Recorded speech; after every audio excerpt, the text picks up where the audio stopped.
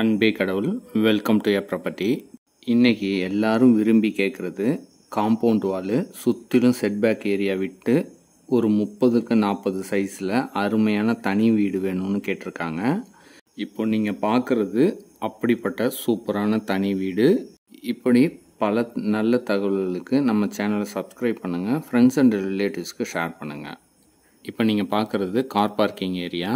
இதோட சைஸு 16க்கு 15 என்ற அளவில் அமைச்சிருக்காங்க. தாராளமாக ஒரு கார் நிறுத்தி 2 வீலரும் நிறுத்த முடியும். போர் அமைச்சு மோட்டரை பார்க்கிங் ஏரியாவிலே ஃபிக்ஸ் பண்ணி கொடுத்துருக்காங்க. செட்பேக் ஏரியா விட்டு காம்பவுண்ட் வாலும் அமைச்சு கொடுத்துருக்காங்க. சின்ன சின்ன செடிகள்லாம் வைக்கிறதுக்கு கார்டன் ஏரியாவும் விட்டுருக்காங்க ஃப்ரண்ட்டில்.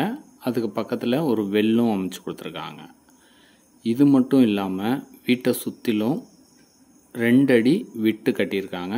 இதனால் உங்கள் வீடு எப்போதுமே வெளிச்சமாகவும் காத்தோட்டமாகவும் இருக்கும். இப்போ நம்ம பார்க்குறது மெயின் டோரு.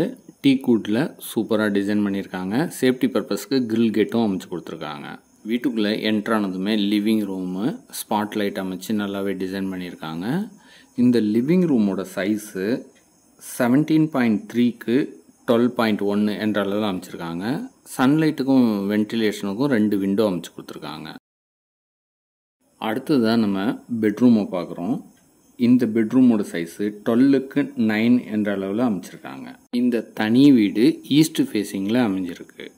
10 இயர்ஸ் ஓல்டான இந்த வீடு ரீசேலுக்கு வந்திருக்கு. அடுத்ததாக நம்ம மாஸ்டர் பெட்ரூமை பார்க்குறோம். இந்த பெட்ரூமோட சைஸு 12.1க்கு 10.9 என்ற அளவில் அமைச்சிருக்காங்க. அட்டாச்சு ரெஸ்ட் ரூம் வசதியோடு அமைஞ்சிருக்கு. இந்த ரெஸ்ட் ரூமை தான் இப்போ நீங்கள் பார்க்குறீங்க. வெஸ்டர்ன் டைப்பில் டிசைன் பண்ணியிருக்காங்க.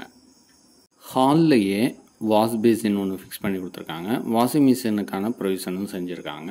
அடுத்ததாக காமன் ரெஸ்ட் ரூமை பார்க்குறோம். இந்த ரெஸ்ட் ரூமை இந்தியன் டைப்பில் டிசைன் பண்ணியிருக்காங்க. அடுத்ததாக கிச்சனை பார்க்குறோம்.